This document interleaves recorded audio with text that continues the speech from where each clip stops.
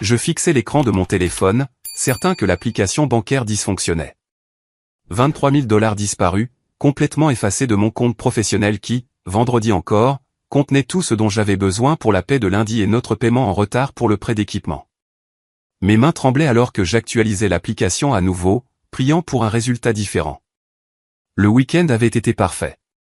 La réunion de famille de Sarah chez nous. Tout le monde riait et célébrait, me remerciant de pouvoir enfin les recevoir après des années de lutte. Mais maintenant, debout dans ma cuisine ce lundi matin, je réalisais l'horrible vérité. Quelqu'un m'avait dépouillé pendant que je dormais sous mon propre toit. 3 jours plus tôt, notre maison bourdonnait d'excitation alors que la famille de Sarah arrivait pour leur réunion annuelle. Après 5 années exténuantes à bâtir mon entreprise de construction, Reliable Fondation, à partir de rien, j'avais enfin quelque chose à montrer. La nouvelle maison, le revenu stable, le respect que j'avais gagné dans notre petite communauté du Texas. J'étais fier d'accueillir ce rassemblement pour la première fois. Les parents de Sarah sont venus de Houston. Son frère Marcus et sa femme, Linda, ont amené leurs 2 adolescents de Dallas, et sa sœur Janet est venue avec ses 3 enfants d'Austin, 22 personnes au total, remplissant chaque recoin de notre maison de 4 chambres de rire et d'histoire. J'ai allumé le grill samedi après-midi, regardant Marcus lancer un ballon de football américain avec son fils, Brad, pendant que Sarah et ses sœurs préparaient les accompagnements dans la cuisine. Tout semblait parfait. Marcus a même complimenté le succès de mon entreprise, posant des questions détaillées sur mes contrats de construction et ma gestion de la trésorerie. Je me sentais stupide maintenant, me souvenant de la fierté avec laquelle j'avais expliqué mon système pour garder des fonds de roulement facilement accessibles pour les achats rapides d'équipements et les besoins urgents de paie. Le week-end a filé dans un flou de fumée de barbecue, de gâteaux d'anniversaire pour la nièce de Sarah, Emma, et de jeux de cartes tard dans la nuit. Dimanche soir, alors que tout le monde chargeait les voitures et échangeait des câlins d'au revoir, j'ai ressenti une profonde satisfaction. J'avais offert quelque chose de spécial à la famille de ma femme, prouvant que j'avais ma place parmi eux après des années à me sentir comme l'outsider qui n'était pas tout à fait à la hauteur. Mais le lundi matin a complètement brisé cette illusion. J'ai vérifié mon compte professionnel par routine avant d'aller à la banque pour retirer la paie de mes 8 employés. Au lieu des 23 000 $ attendus, le solde affichait 0, pas même 50 centimes restants. Mon estomac s'est noué alors que j'appelais frénétiquement la First National Bank, certain que leur système avait eu un bug.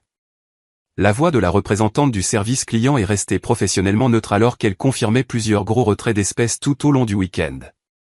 3 transactions distinctes de 7 000 $ chacune, plus un dernier retrait de 2 000 $ dimanche soir. Tous effectués en utilisant ma carte de débit professionnelle avec le bon code PIN, ce qui était impossible. Ma carte professionnelle ne quittait jamais le coffre-fort de mon bureau à domicile, sécurisé derrière une serrure à combinaison que seule Sarah et moi connaissions. J'avais installé ce coffre spécifiquement pour protéger les documents importants et les réserves de trésorerie qui permettaient à mon entreprise de fonctionner sans heurts. En courant vers mon bureau, j'ai trouvé le coffre grand ouvert, vide à l'exception de papiers éparpillés. Ma carte de débit professionnelle avait disparu. Quelqu'un avait non seulement connu la combinaison, mais avait pris le temps de photographier ou de copier soigneusement chaque information financière à l'intérieur. Lorsque Sarah est revenue après avoir déposé Emma à l'école, je l'ai confrontée avec des mains tremblantes et une voix serrée par la panique. Son visage s'est immédiatement décomposé, des larmes coulant sur ses joues alors qu'elle s'effondrait sur notre chaise de cuisine. « Édouard, je suis tellement désolée », a-t-elle chuchoté. « Ma famille, ils étaient au courant de ton succès, de l'argent que tu gardes accessible. Ils ont tellement de mal avec les factures médicales de papa. » Avant que je puisse pleinement assimiler ces paroles, le pick-up de Marcus est entré dans notre allée. Il est entré par notre porte d'entrée sans frapper. Sa femme, Linda, derrière lui, tous deux affichant des expressions d'indifférence décontractée qui ont fait bouillir mon sang. « Bonjour, Édouard », a dit Marcus, s'installant dans mon salon comme s'il était chez lui. « Sarah a mentionné que tu avais des inquiétudes concernant ton compte bancaire. » Je me suis tenu au-dessus de lui, les poings serrés. « Où est mon argent, Marcus ? » « Chaque centime. » Il s'est adossé dans mon fauteuil et a vraiment souri. « Nous en avions plus besoin que toi. » Aussi simple que ça. La cruauté désinvolte de sa voix m'a frappé comme un coup physique. Ce n'était pas un acte désespéré de survie. C'était un vol calculé, planifié et exécuté tout en profitant de mon hospitalité, en dormant dans mes chambres d'amis, en mangeant la nourriture que j'avais fournie. Tu m'as volé, ai-je dit, ma voix à peine contrôlée. 23 000 $. C'est la paie de mes employés, le paiement de notre prêt, tout. Marcus a haussé les épaules. Regarde autour de toi, Édouard. Tu as cette belle maison, une entreprise prospère, plus d'argent qui rentre chaque mois. Papa fait face à la faillite à cause de ses traitements contre le cancer. Maman est sur le point de perdre la maison où elle vit depuis 30 ans. Nous avons pris ce qu'il fallait pour aider la famille. Je l'ai regardé, incrédule. En volant la famille? En redistribuant les ressources là où elles sont le plus nécessaires, a ajouté Linda, sa voix tranchante de suffisance. Ne sois pas égoïste, Édouard. C'est ce que les familles font les unes pour les autres. L'audace de leurs paroles m'a laissé sans voix. Ils avaient violé mon domicile, volé mon gagne-pain, et c'était d'une manière ou d'une autre convaincu qu'ils étaient les victimes. Mon téléphone a vibré avec un texto de Jake, mon contremaître de 60 ans, demandant quand il pourrait passer prendre son chèque de paie. Jake soutenait sa femme handicapée avec son salaire de la construction. Sans son chèque du lundi, ils auraient du mal à payer ses médicaments. Marcus s'est levé pour partir, ajustant sa veste avec un calme exaspérant. Ne complique pas les choses, Édouard. Considère ça comme un prêt. Nous te rembourserons quand les choses s'amélioreront. Alors qu'il se dirigeait vers la porte, Sarah m'a saisi le bras. S'il te plaît, Édouard, c'est leur famille, le cancer de papa, la situation de maman. On ne peut pas les détruire pour de l'argent. J'ai regardé le camion de Marcus disparaître dans notre rue, emportant avec lui les moyens de subsistance de mes employés, la stabilité de mon entreprise et ma foi envers les gens que j'avais appelés ma famille. Le week-end parfait n'avait été rien d'autre qu'une mise en scène élaborée, et j'avais été trop aveuglé par la fierté pour le voir venir. Mes mains tremblaient alors que j'appelais Jake pour lui expliquer que la paix serait retardée. Son silence déçu m'a coupé plus profondément que n'importe quel mot de colère aurait pu le faire. Sept autres employés dépendaient de moi et je les avais laissés tomber parce que j'avais fait confiance aux mauvaises personnes. Mais Marcus n'en avait pas fini avec ses révélations. Il est revenu mardi matin avec une suffisance qui me donnait la chair de poule, portant une chemise cartonnée comme s'il menait des affaires légitimes.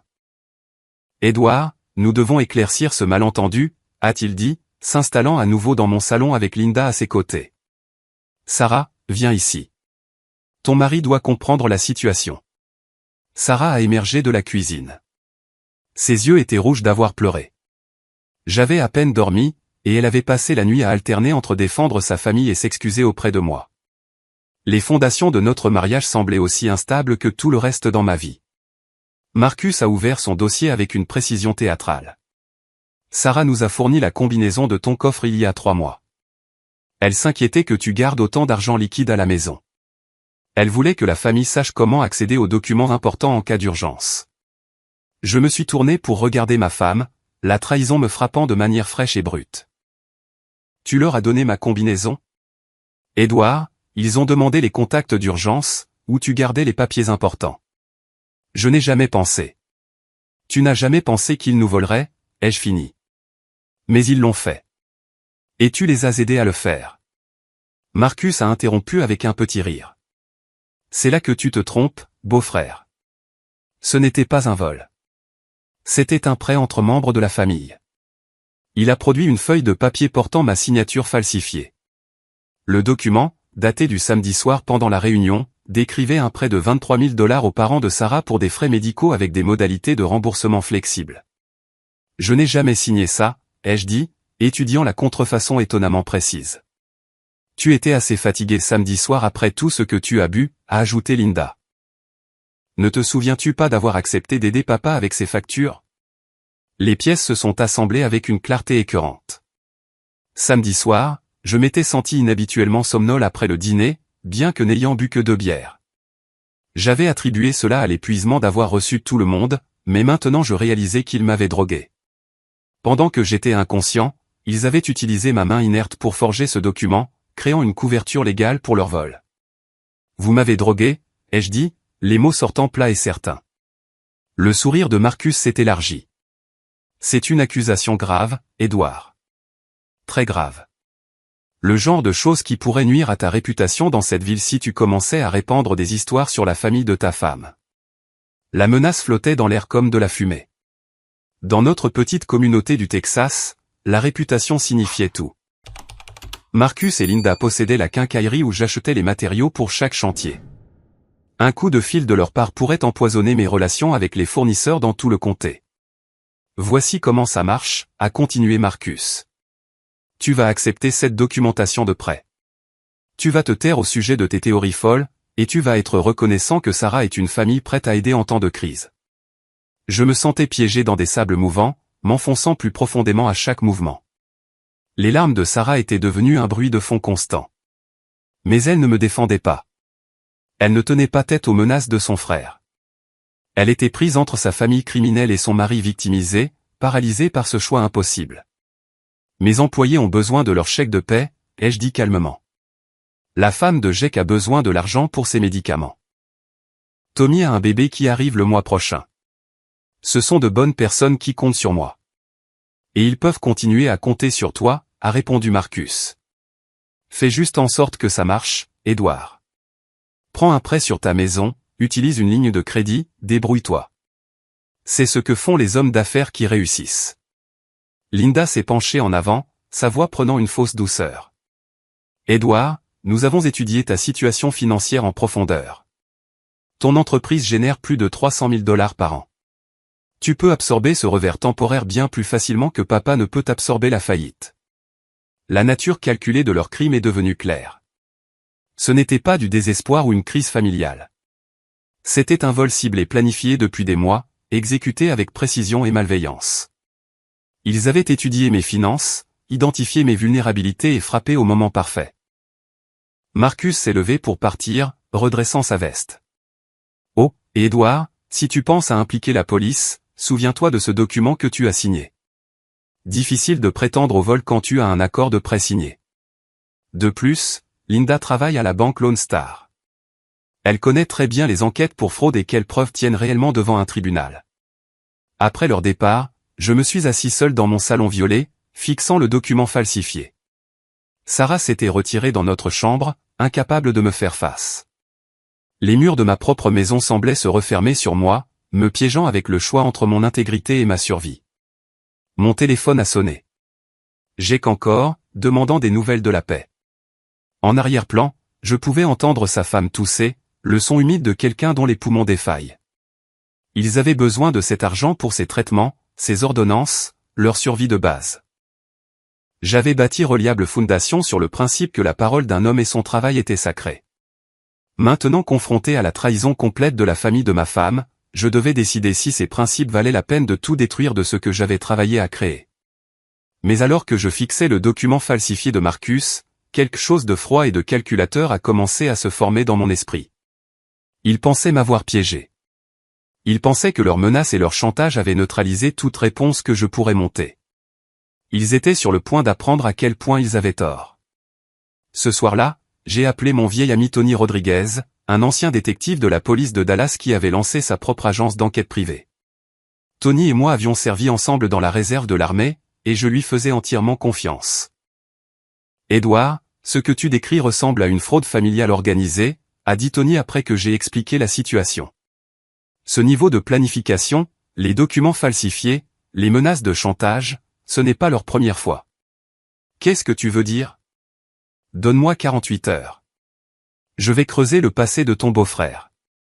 S'il a déjà fait ça, il y aura des traces. Pendant que Tony enquêtait, j'ai fait face à la crise immédiate de la paix. J'ai pris une avance de fonds sur mes cartes de crédit personnelles, emprunté sur mon camion et rassemblé assez d'argent pour payer mes employés. Le soulagement de Jake quand je lui ai remis son chèque a rendu la douleur financière presque supportable. Tony a appelé jeudi avec des nouvelles inquiétantes. Edward, ton beau-frère est un prédateur en série. J'ai trouvé 3 autres membres de la famille qu'il a volés au cours des 5 dernières années.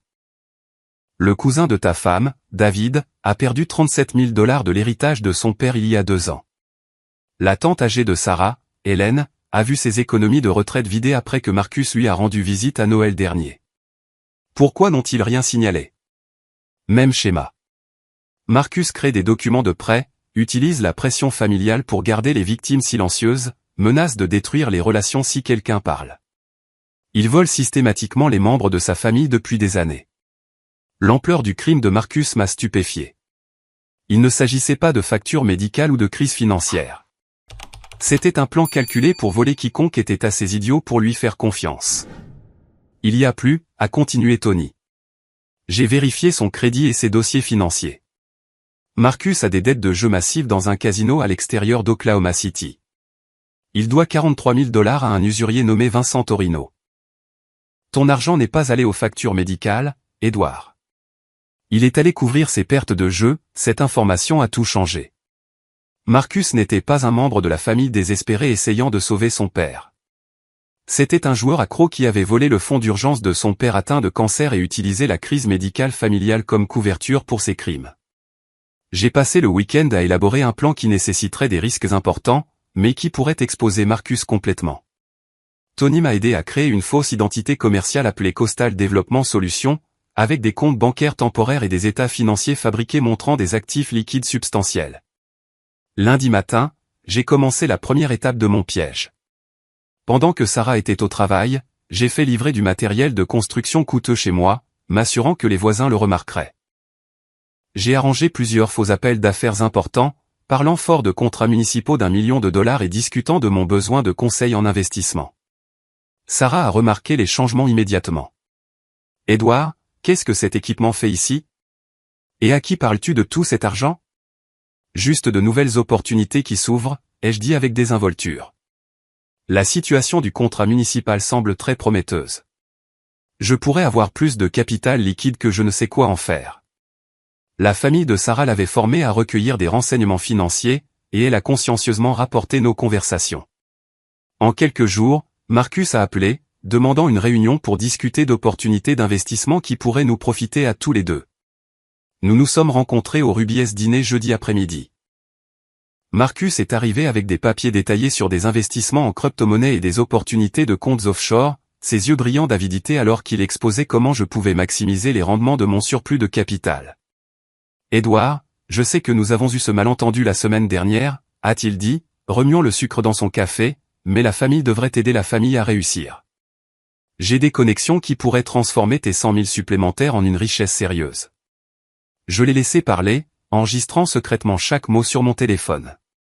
Marcus a exposé des projets d'investissement de plus en plus élaborés, chacun conçu pour lui donner accès à plus de mon argent fictif. Il était tellement concentré sur son prochain coup qu'il n'a pas remarqué que mes questions le conduisaient à admettre des détails sur ses dettes de jeu et ses vols précédents auprès de membres de la famille. Le truc, Marcus, ai-je dit en me penchant au-dessus de la table du dîner, c'est que je suis un homme prudent. Avant d'investir avec qui que ce soit, j'aime tout savoir sur leur situation financière. J'ai entendu des rumeurs sur des problèmes de jeu, son visage s'est assombri. Qui t'a dit ça?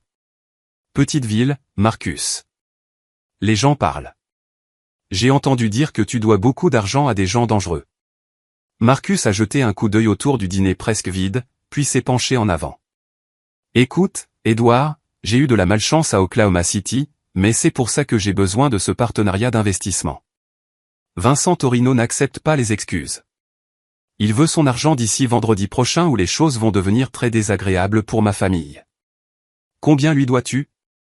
43 000, mais avec ton investissement, je peux transformer ça en assez pour payer Vincent et m'en sortir gagnant. J'ai hoché la tête avec sympathie, sachant que je l'avais exactement là où je le voulais.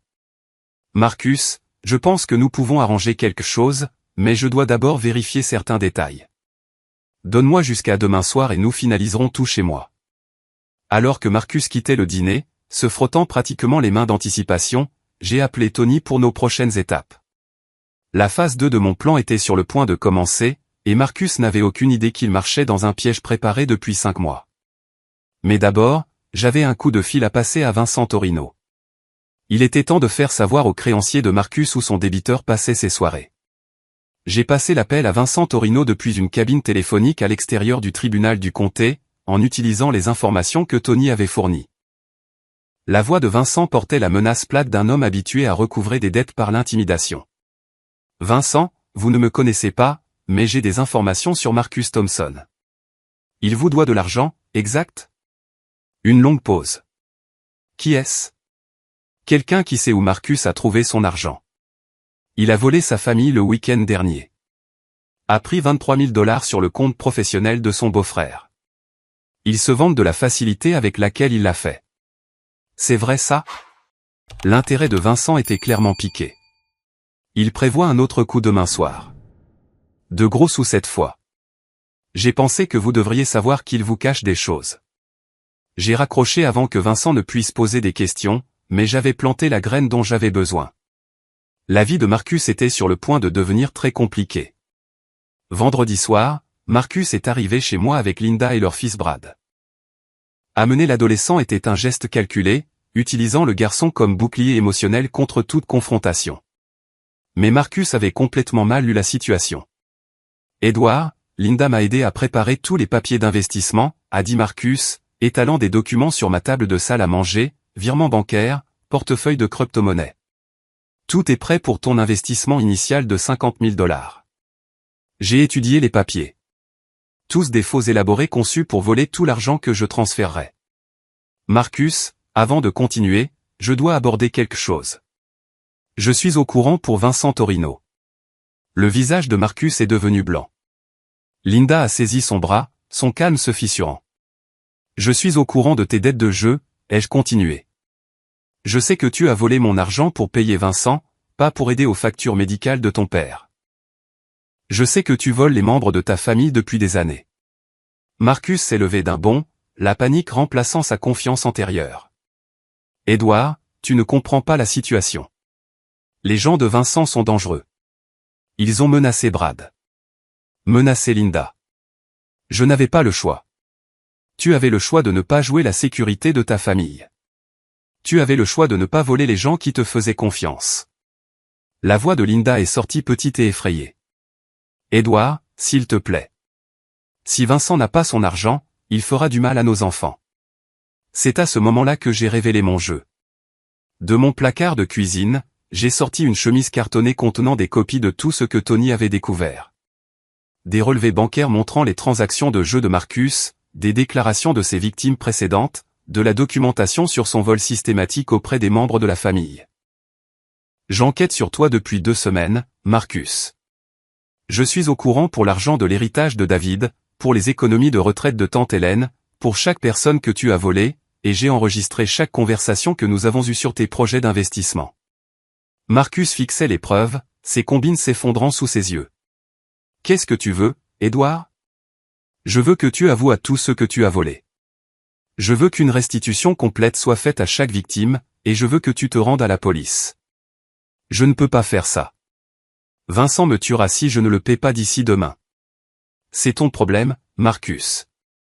Tu as créé cette situation. Tu as joué de l'argent qui ne t'appartenait pas. Tu as volé ta propre famille. Et maintenant tu fais face aux conséquences. Le désespoir de Marcus s'est transformé en rage. Espèce de salaud moralisateur. Tu penses que ton argent te rend meilleur que nous? Tu penses que tu peux détruire ma famille pour un prêt temporaire? 23 000 $, ce n'est pas un prêt quand c'est volé, Marcus.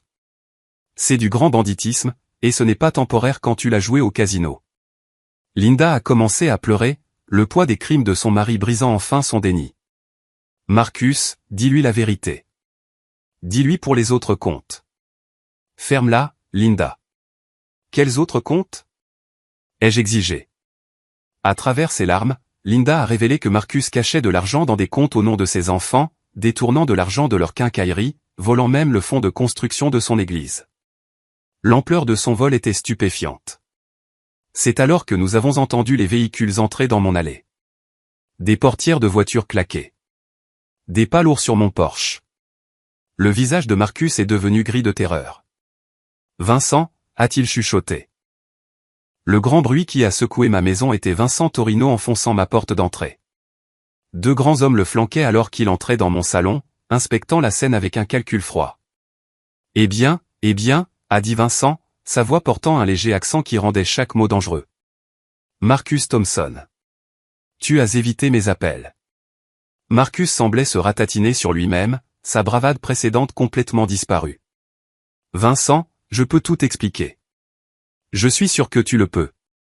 En fait, quelqu'un m'a déjà pas mal expliqué les choses. Quelque chose à propos de l'argent de la famille, de plus gros coups à venir. Les yeux de Vincent se sont posés sur moi. Vous devez être le beau-frère. Je me suis levé lentement, gardant mes mains visibles. Je suis Édouard. C'est ma maison. Vincent a hoché la tête avec approbation. Homme intelligent, m'appelant à propos des activités de Marcus.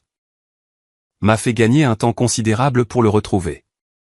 Vincent, s'il te plaît, a supplié Marcus. J'ai l'argent. Édouard investit avec moi. J'aurai tout d'ici lundi. Vincent a ri. Un son comme du verre brisé. Marcus, tu m'as raconté cette histoire de 12 façons différentes en 6 mois.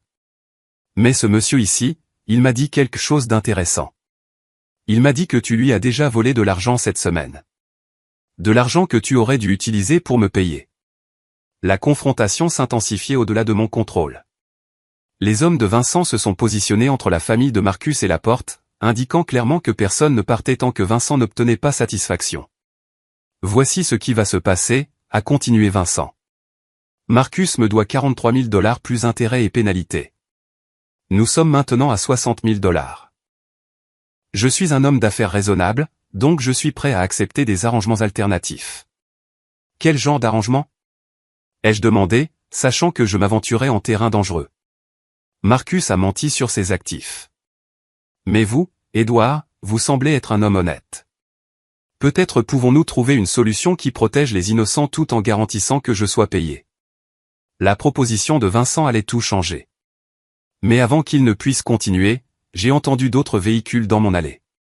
Par ma fenêtre avant, j'ai vu des plaques gouvernementales et j'ai su que la phase finale de mon plan était sur le point de se dérouler. Marcus était sur le point d'apprendre que voler la famille avait des conséquences bien au-delà des menaces de Vincent Torino. La porte d'entrée s'est ouverte à nouveau, mais cette fois c'était l'agent du FBI Rachel Martinez qui entrait avec son insigne clairement affiché.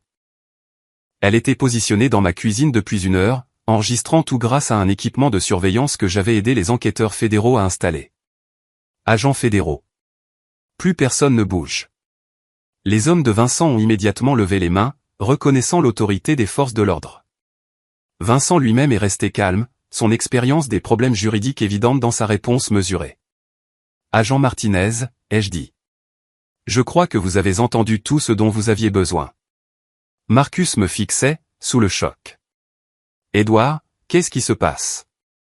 L'agent Martinez s'est avancé, sa voix professionnelle est claire. Marcus Thompson, vous êtes en état d'arrestation pour fraude électronique, blanchiment d'argent et exploitation d'une entreprise de raquettes. Vous avez le droit de garder le silence. Agents fédéraux, a chuchoté Linda. Édouard, depuis combien de temps sont-ils ici? 3 semaines, ai-je répondu. Depuis que j'ai contacté le FBI au sujet des activités de fraude interétatique de Marcus. Il s'avère que voler des membres de la famille à travers les frontières des États en fait un crime fédéral.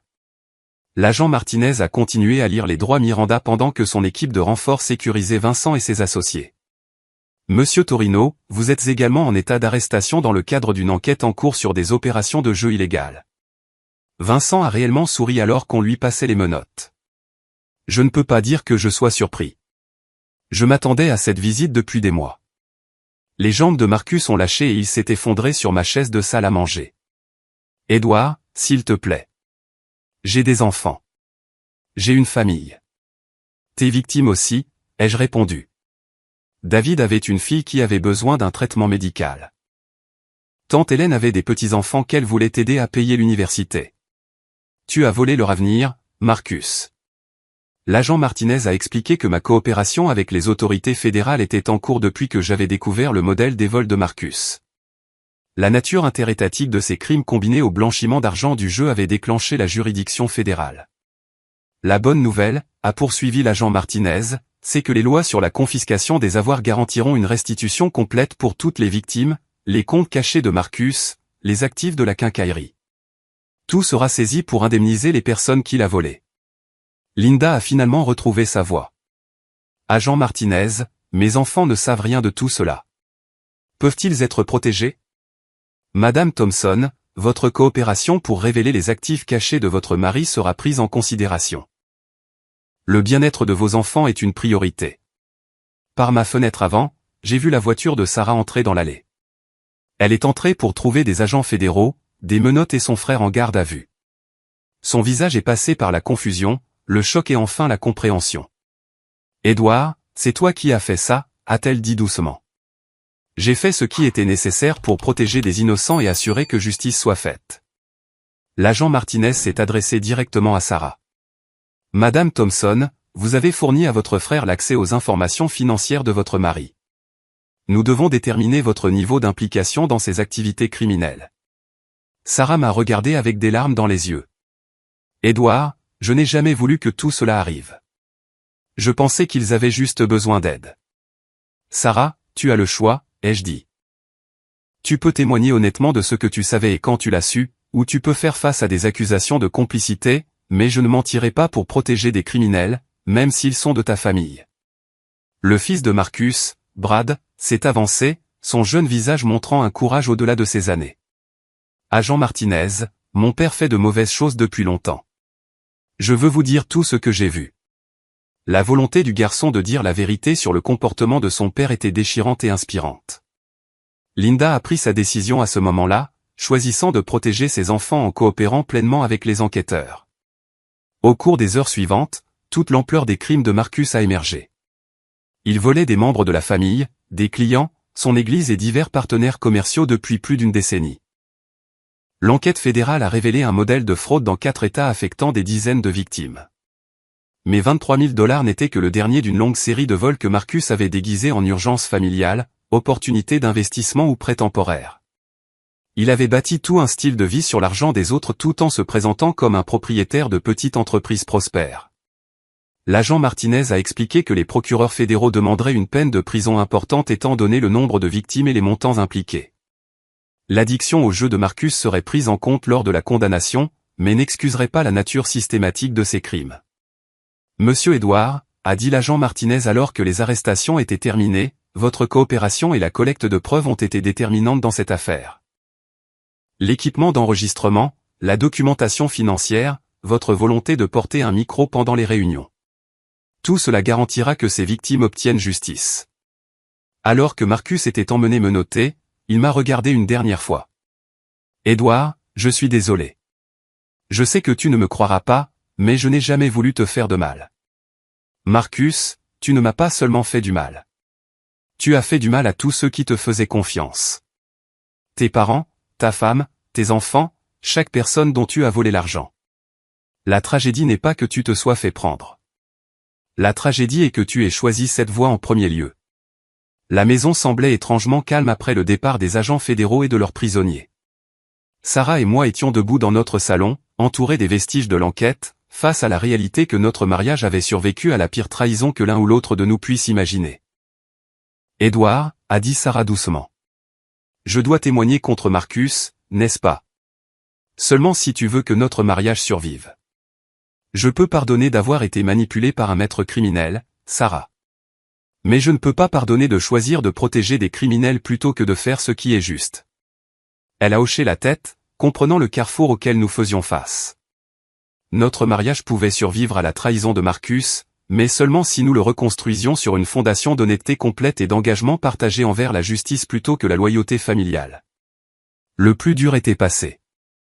Maintenant venait le travail de guérison, de reconstruction et de garantie que les victimes de Marcus reçoivent la justice qu'elles méritaient. 6 mois plus tard, le procès fédéral de Marcus s'est conclu par une condamnation sur tous les chefs d'accusation. Le juge l'a condamné à 8 ans de prison fédérale, citant la nature systématique de ces crimes et l'impact dévastateur sur ses victimes. La salle d'audience était bondée de membres de la famille que Marcus avait victimisés au fil des ans. Le cousin David a témoigné de la perte de l'argent de l'héritage de son père destiné au traitement contre le cancer de sa fille. Tante Hélène, maintenant âgée de 82 ans, a expliqué comment le vol de Marcus l'avait forcé à vendre sa maison et à emménager chez des inconnus.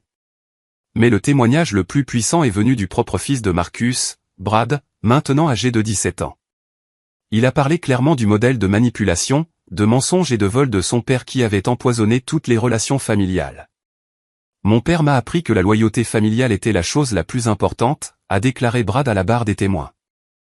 Mais il a utilisé cette loyauté comme une arme pour blesser les gens qu'il aimait. La vraie loyauté familiale signifie se protéger les uns les autres des prédateurs, même quand ce prédateur est votre propre père. Linda avait divorcé de Marcus 6 mois plus tôt et a témoigné pour l'accusation. Sa coopération avait révélé des comptes bancaires cachés contenant plus de 70 000 $ d'argent volé, assurant une restitution complète pour toutes les victimes, plus des dommages-intérêts. Le processus fédéral de confiscation des avoirs a restitué mes 23 000 $ dans les 90 jours, me permettant de stabiliser mon entreprise et de restaurer la confiance de mes employés. Mais plus important encore, toutes les autres victimes ont reçu une restitution complète grâce aux actifs saisis de Marcus. David a utilisé son argent d'héritage récupéré pour enfin payer les traitements médicaux de sa fille. Tante Hélène a acheté un petit appartement et a retrouvé son indépendance. L'église que Marcus avait volée a utilisé ses fonds récupérés pour terminer son projet de construction. Mon entreprise de construction, Reliable Foundation, est devenue plus forte que jamais. La nouvelle de mon intégrité pendant la crise s'est répandue dans toute notre communauté, menant à plusieurs contrats municipaux majeurs. Les clients appréciaient de travailler avec quelqu'un qui avait choisi la justice plutôt que la loyauté familiale face à l'épreuve ultime. Sarah et moi avons suivi une thérapie de couple pendant 8 mois, travaillant sur les dégâts causés par la manipulation de Marcus. Elle a témoigné contre son frère au procès, choisissant notre mariage et l'intégrité morale plutôt qu'une loyauté familiale mal placée. L'expérience a été douloureuse, mais a finalement renforcé notre relation. Edouard, a-t-elle dit un soir alors que nous examinions les offres de sous-traitants pour un nouveau projet municipal. Je comprends maintenant pourquoi tu ne pouvais pas simplement laisser passer le vol de Marcus. Ce n'était pas une question d'argent. C'était pour protéger d'autres personnes d'être victimisées. Sarah avait commencé à fréquenter un groupe de soutien pour les familles de criminels en col blanc, l'aidant à comprendre comment la manipulation de Marcus avait affecté tout le monde autour de lui. Elle avait été autant une victime que n'importe qui d'autre, utilisée comme complice involontaire dans ses manigances. Nous avons établi de nouveaux protocoles financiers dans notre mariage, surveillance conjointe des comptes, accès partagé à toutes les informations financières et discussions régulières sur les décisions d'argent. La confiance devait être reconstruite par la transparence et la responsabilité. Brad et sa sœur ont maintenu leur relation avec nous rendant visite régulièrement malgré les crimes de leur père. Linda a trouvé du travail dans une coopérative de crédit, utilisant son expérience bancaire pour aider les victimes de fraude à naviguer la récupération financière. Les enfants étaient résilients, choisissant d'apprendre des erreurs de leur père plutôt que de les répéter. J'ai commencé à prendre la parole lors d'événements communautaires sur la reconnaissance et la prévention des abus financiers familiaux. Les agences d'application de la loi m'ont invité à partager mon expérience avec d'autres victimes de fraude, les aidant à comprendre que chercher la justice n'était pas une trahison, mais une protection. La chose la plus difficile à propos de l'abus financier familial, disais-je aux auditoires, c'est que les victimes se sentent coupables de chercher la justice. On nous apprend que la loyauté familiale signifie se protéger les uns les autres, même des conséquences. Mais le véritable amour signifie parfois permettre aux gens de faire face aux résultats de leur choix. L'affaire a conduit à une nouvelle législation de l'État renforçant les sanctions pour les abus financiers entre membres de la famille. Le vol systématique de Marcus avait mis en évidence des lacunes dans les lois existantes que les procureurs pouvaient maintenant combler. Jake, mon contremaître de 60 ans, est devenu plus qu'un employé pendant cette période. Son soutien indéfectible pendant la crise, sa compréhension lorsque la paie a été retardée et sa loyauté lorsque d'autres entrepreneurs ont essayé de débaucher mes ouvriers ont gagné mon profond respect et mon amitié. Edouard, a dit Jake alors que nous terminions un important projet de rénovation scolaire. Ce que tu as fait a demandé un vrai courage. Beaucoup d'hommes auraient juste absorbé cette perte et seraient passés à autre chose. Mais tu t'es battu pour ce qui était juste, même quand ça te coûtait. Ma relation avec les parents de Sarah a nécessité une reconstruction minutieuse. Ils avaient été aussi choqués que quiconque d'apprendre les crimes de Marcus, croyant sincèrement que leur fils aidait la famille à traverser une crise financière médicale. Leurs traitements contre le cancer ont finalement été couverts par des programmes d'aide légitimes auxquels je les ai aidés à accéder. L'agent Martinez m'a dit que l'affaire fédérale était devenue un modèle pour enquêter sur la fraude financière familiale. Les techniques de collecte de preuves, l'utilisation d'équipements d'enregistrement et la coopération entre les victimes avaient créé un modèle pour les futures poursuites. M. Edouard, a-t-elle dit lors de notre dernier entretien, votre affaire a prouvé que les prédateurs financiers familiaux peuvent être arrêtés lorsque les victimes refusent de rester silencieuses. Marcus volait depuis plus d'une décennie parce que ses victimes précédentes avaient choisi la loyauté familiale plutôt que la justice. Vous avez brisé ce cycle. 9 mois après l'arrestation de Marcus, Vincent Torino a été condamné dans l'enquête sur l'opération de jeu et a écopé de 12 ans de prison fédérale. Son organisation victimisait des joueurs dépendants dans 3 États en utilisant des menaces et la violence pour recouvrer les dettes. La nature interconnectée des 2 affaires a montré comment l'addiction au jeu de Marcus avait alimenté une entreprise criminelle plus large. Son vol auprès des membres de la famille n'avait pas seulement blessé des victimes individuelles, mais avait soutenu une activité criminelle organisée. À la fin de l'audience de condamnation de Marcus, le juge a fait des remarques qui ont capturé la leçon plus large de l'affaire. Monsieur Thompson, a dit le juge Harrison, vous avez exploité la confiance des membres de la famille qui vous aimaient. Vous avez utilisé leur compassion comme une arme contre eux. Vos crimes ne sont pas nés du désespoir, mais de l'égoïsme et d'un mépris fondamental pour le bien-être des autres. La peine reflète non seulement l'argent que vous avez volé, mais la confiance que vous avez détruite et les vies que vous avez endommagées. En sortant du tribunal fédéral ce jour-là, j'ai ressenti un profond sentiment de clôture. Justice avait été rendue, les victimes avaient été indemnisées et un dangereux prédateur avait été retiré de notre communauté. Mais le résultat le plus important était personnel. J'avais appris que la vraie force ne consistait pas à éviter les conflits ou à préserver une fausse paix. La vraie force était de défendre ce qui était juste, de protéger les innocents et de refuser de permettre un comportement destructeur, même lorsqu'il venait de la famille. L'expérience avait testé chaque principe sur lequel j'avais bâti ma vie et mon entreprise. En fin de compte, ces principes s'étaient révélés assez solides pour résister à la pire trahison imaginable et m'avaient guidé vers des décisions qui protégeaient les autres tout en préservant ma propre intégrité. 2 ans après la condamnation de Marcus, je me tenais dans la salle de conférence du nouveau siège social de Reliable Foundation, regardant les plans architecturaux de notre plus grand projet à ce jour, un développement de logements abordables de 50 unités pour personnes âgées. L'ironie ne m'échappait pas que j'utilisais des bénéfices partiellement générés en refusant d'être victimisé pour aider des personnes vulnérables à trouver un logement sûr et stable. Mon entreprise avait grandi de 40% depuis la conclusion de l'affaire fédérale. Les clients de tout l'Est du Texas recherchaient des entrepreneurs à l'intégrité prouvée, et ma réputation de choisir les principes plutôt que le profit était devenue mon plus grand atout marketing. Monsieur Edouard, a dit Madame Patterson, la directrice de l'Office du logement, ce projet représente exactement ce que nous espérons trouver. Un entrepreneur qui comprend que construire des maisons signifie construire des communautés. Sarah est entrée dans la salle de conférence portant du café et arborant le sourire qui m'avait attiré pour la première fois il y a 8 ans. Notre mariage avait non seulement survécu à la trahison de Marcus, mais s'était renforcé grâce au processus de reconstruction de la confiance et d'établissement d'une véritable transparence.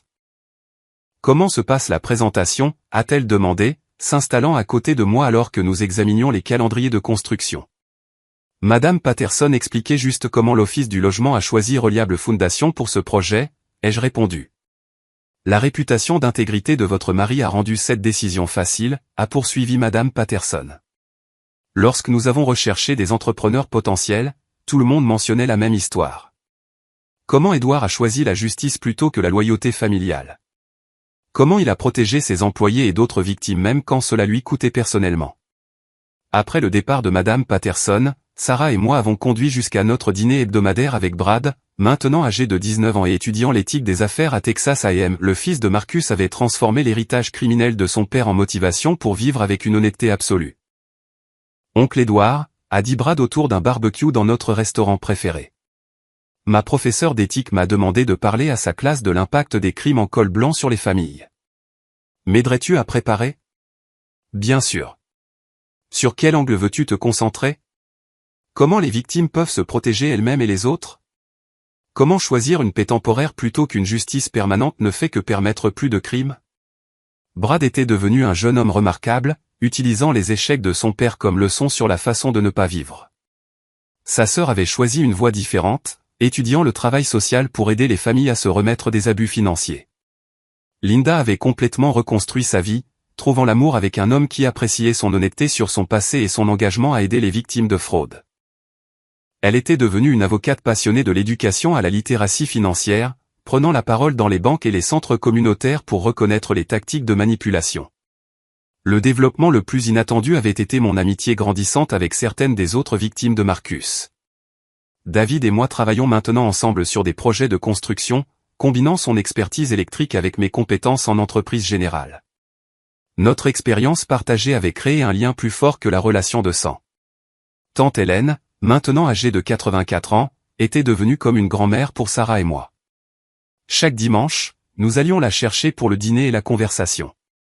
Sa sagesse sur le pardon et la justice avait aidé à guider mon propre processus de guérison. Edouard, a-t-elle dit lors d'un de nos dîners hebdomadaires. Tu m'as rendu plus que mon argent.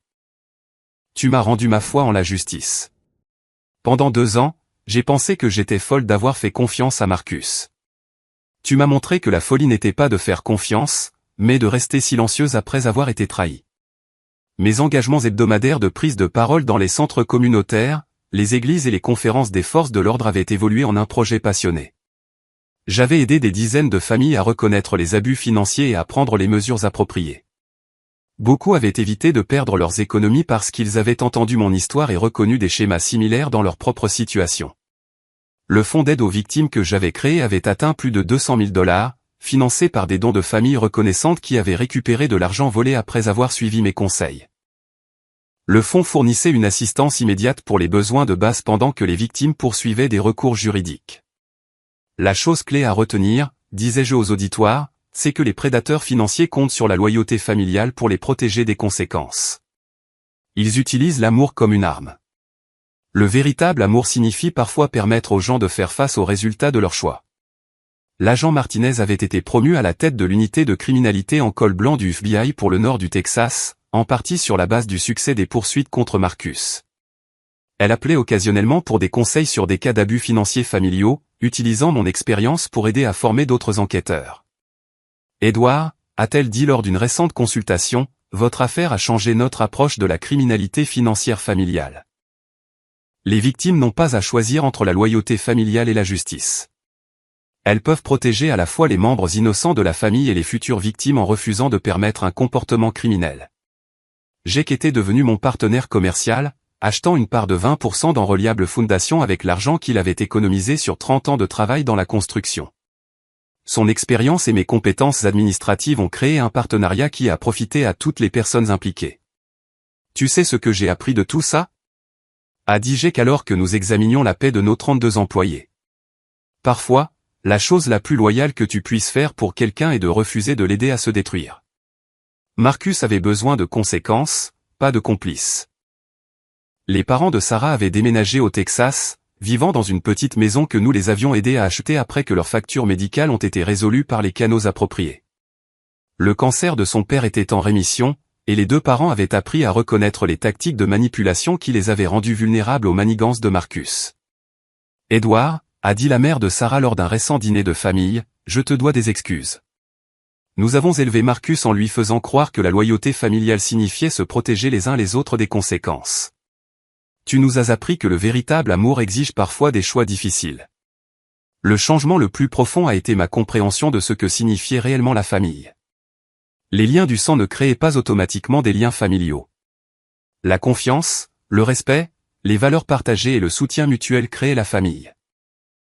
Marcus avait perdu sa place dans notre famille par ses choix, tandis que des gens comme Jake, Tony et l'agent Martinez avaient gagné leur place par leurs actions. 3 ans après le procès fédéral, Marcus m'a écrit une lettre depuis la prison. Il avait terminé une thérapie contre les addictions, obtenu son équivalence d'études secondaires et travaillait à la bibliothèque de la prison. Sa lettre exprimait de véritables remords et l'acceptation de la responsabilité de ses crimes. Je comprends maintenant que j'ai utilisé la loyauté familiale comme une arme, a-t-il écrit. J'ai exploité l'amour des gens pour moi pour voler leur sécurité et leur tranquillité d'esprit. Tu as eu raison de m'arrêter, Edouard. J'avais besoin de conséquences pour apprendre que mes actions avaient des victimes. J'espère un jour gagner le pardon, mais je comprends si ce n'est pas possible. Sarah et moi avons discuté de l'opportunité de répondre à la lettre de Marcus. Après mûre réflexion, nous avons décidé que le pardon était possible. Mais une relation restaurée nécessiterait des années de changements démontrés et de restitution véritable au-delà des paiements ordonnés par le tribunal. Le pardon ne signifie pas prétendre que ces crimes n'ont pas eu lieu, a dit Sarah, cela signifie choisir de ne pas laisser ces choix destructeurs continuer à empoisonner nos vies. Brad a obtenu son diplôme en commerce et a rejoint Reliable Foundation en tant que chef de projet spécialisé dans le développement de logements abordables. Les crimes de son père l'avaient motivé à utiliser ses compétences commerciales au profit de la communauté plutôt que pour un enrichissement personnel. Oncle Edouard, a dit Brad lors de sa première semaine de travail, je veux passer ma carrière à construire des choses qui aident les gens plutôt qu'à détruire ce que d'autres ont construit. Papa m'a montré ce qu'il ne fallait pas faire. Tu m'as montré ce qui est possible quand quelqu'un choisit l'intégrité plutôt que l'argent facile. Le projet de logements abordables a été achevé 6 mois avant la date prévue et en dessous du budget. Les 50 personnes âgées qui ont emménagé dans leur nouvelle maison comprenaient 2 des victimes de Marcus, la mère de David, et un membre de l'église dont la contribution au fonds de construction avait été volée. Lors de la cérémonie d'inauguration, Madame Patterson a remis à Reliable Foundation un prix de service communautaire reconnaissant notre engagement envers des pratiques commerciales éthiques et le développement communautaire. Ce projet représente plus que de la construction, a-t-elle dit. Il représente le principe selon lequel faire ce qui est juste, même lorsque c'est difficile, crée des avantages qui s'étendent bien au-delà des circonstances immédiates. Alors que je me tenais devant la foule de personnes âgées, de responsables municipaux et d'ouvriers du bâtiment qui avaient aidé à mener à bien le projet, j'ai réfléchi au voyage qui nous avait amenés à ce moment. Le vol de Marcus avait menacé de détruire mon entreprise, mon mariage et ma foi en la loyauté familiale. Au lieu de cela, il m'avait appris que la vraie force venait de la protection des autres, que le véritable amour exigeait parfois des choix difficiles, et que la justice servie avec intégrité créait une guérison pour des communautés entières. La leçon finale est venue en regardant Brad recevoir son premier chèque de paie en tant qu'employé de Reliable Foundation. Le fils de Marcus avait choisi de construire plutôt que de voler, de contribuer plutôt que de prendre, de gagner plutôt que de manipuler. Les échecs de son père étaient devenus la fondation de son propre succès. Vous savez ce que j'ai appris de tout cela, ai-je dit à la foule lors de l'inauguration des logements. La famille ne concerne pas seulement les liens du sang. La famille concerne les gens qui choisissent de s'élever mutuellement plutôt que de s'abattre. La famille consiste à se protéger les uns les autres du mal, même lorsque ce mal vient de l'intérieur. Et parfois, la chose la plus aimante que vous puissiez faire pour quelqu'un est de refuser de permettre ses choix destructeurs. Les applaudissements qui ont suivi n'étaient pas pour mes mots, mais pour le principe qu'ils représentaient. La justice servie avec intégrité, l'amour exprimé par la responsabilité et la force démontrée par la protection des innocents. Alors que Sarah et moi rentrions chez nous après la cérémonie d'inauguration, passant devant la quincaillerie que Linda avait vendue pour payer la restitution, devant l'église qui avait reconstruit son fonds de construction, devant les maisons de voisins qui avaient appris à reconnaître la manipulation financière grâce à mes conférences, j'ai ressenti un profond sentiment de satisfaction. La trahison de Marcus avait pour but de détruire mon succès et de voler ma sécurité. Au lieu de cela, elle m'avait appris la différence entre la richesse temporaire et l'intégrité durable, entre la fausse loyauté et l'amour véritable, entre l'évitement du conflit et la protection de la justice. Plus important encore, elle m'avait montré que parfois, la pire chose qui vous arrive devient la fondation de la meilleure chose que vous puissiez faire pour les autres. Les crimes de Marcus avaient créé une opportunité de protéger les futures victimes, de renforcer les liens communautaires et de démontrer que des gens ordinaires pouvaient choisir la justice plutôt que la commodité face à une trahison extraordinaire. L'entreprise de construction que j'avais nommée Reliable Foundation était devenue exactement cela, une fondation pour le développement communautaire, bâtie sur le principe que faire ce qui est juste, même lorsque cela coûte tout, crée des avantages qui durent bien au-delà des circonstances immédiates. Avez-vous déjà été confronté à une situation où la loyauté familiale entrait en conflit avec le fait de faire ce qui était juste ?